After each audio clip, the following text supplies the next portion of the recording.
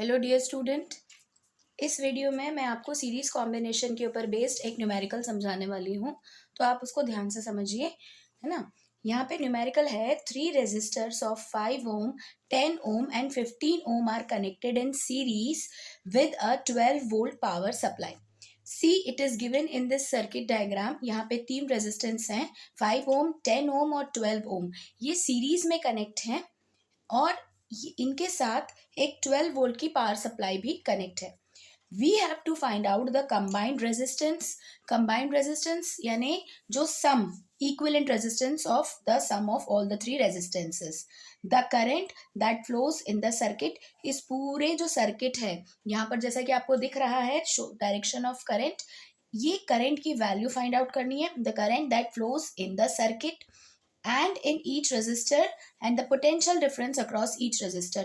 हर ये जो आपकी जो 3 रेजिस्टेंस हैं, इन 3 रेजिस्टेंस में कितना पोटेंशियल डिफरेंस है, हमें ये फाइंड आउट करना है। तो देखिए हम यहाँ पर सबसे पहले हम ये लिखते हैं कि we have to find out equivalent resistance. Okay, now we have to find out I, right, current, and we have to find out V1, V2 and V3। इन तीनों की वैल्यू हमें फाइंड आउट करनी है in this numerical. So my dear student, यहाँ पर हमें जो न्यूमेरिकल है वो बहुत ध्यान से समझना रहता है कि हमें क्या दिया है और क्या क्या दिया है और हमें क्या फाइंड आउट करना है। अकॉर्डिंगली फिर हम कौन सा फॉर्मूला लगाएंगे। तो जैसे यहाँ पर बोला है कि कंबाइंड रेजिस्टेंस फाइंड आउट करना है, कंबाइंड रेजिस्टेंस के लिए हमारे पास एक फॉर्मूला है सीरीज का, R is equals to R1 plus R2 plus R3। Since we have 3 resistances, so this is R1, this is R2 and this is R3। So equivalent resistance is, we can easily find out by adding 5 plus 10 plus 15, that is equals to 30 ohm। So equivalent resistance की जो value है वो कितनी आई है, 30 ohm आई है। Now the second part is, here see, the second part is we have to find out the value of current। We have to find out the value of current that flows in the circuit। So my dear student, we know that by Ohm's law। Now here we use Ohm's law। What is Ohm's law? We know that Ohm's law is V is equals to IR, or I is equals to V upon R। So I is equals to V। Here see, here जो potential difference है that is 12 volt। It is given that V is equals to 12 volt। So now I is equals to V upon R। So V is what, 12। resistance जो आपका total resistance है वो कितना आया है, 30 आया है। So this is 30। So 12 divided by 30, when you solve it out you will get 0.4 ampere. My dear student, one more thing we have to keep it in mind, that we have to mention the units also। यहाँ पे जैसे कि मैंने आप ये unit mention करी है ampere, यहाँ पे ओम, वोल्ट, हमको यूनिट बराबर मेंशन करनी है, यूनिट नहीं भूलना है। अब जो नेक्स्ट पार्ट है वो क्या है, वो फाइंड आउट करना है V1, V2, V3 across each resistor. तो यहाँ पे देखिए सबसे पहले बताने वाली बात यह है कि जो सीरीज कॉम्बिनेशन रहता है, in series combination the current flowing through each resistor is equal to the total current flowing through the circuit.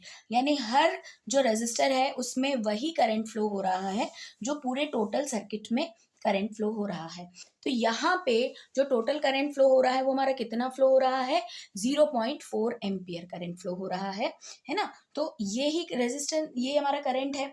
तो अब अगर हम निकालते हैं पोटेंशियल डिफरेंस अक्रॉस R1, अगर हम फर्स्ट रेजिस्टेंस के अक्रॉस पोटेंशियल डिफरेंस निकालते हैं तो हमारा फॉर्मूला है V1 is equals to IR1, potential difference. So V1 I कितना है हमारा 0.4 और R1 कितना है हमारा 5। सो आंसर हो गया हमारा 2 volt. Similarly for V2 we need to find out the V2। So 0.5 into जो सेकेंड रेजिस्टेंस है, सेकेंड रेजिस्टेंस की वैल्यू कितनी है हमारी 10, तो ये आंसर हो जाएगा हमारा 4 वोल्ट। और V3 again IR3 that is 0.4 into 15, that is equals to 6 volt। In this way we find out all the three parts which is asked in the question.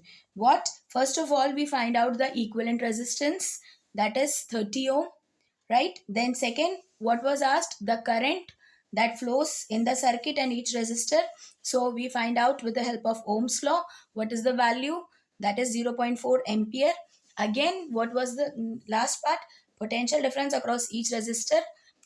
So potential difference across each resistor, हर resistance के across potential difference कितना है? So we find out by putting the value of current that is same across each resistor and the value of resistance R1, R2 and R3, and in this way we will get the value. So this is our required answer.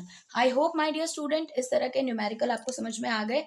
अभी मैं next video में आपको parallel combination के ऊपर एक numerical समझाऊंगी, और इसी तरह से हमको न्यूमेरिकल्स की प्रैक्टिस करते रहनी है, समझना है, और वीडियो को लाइक करना है, चैनल को सब्सक्राइब करना है, शेयर करना है.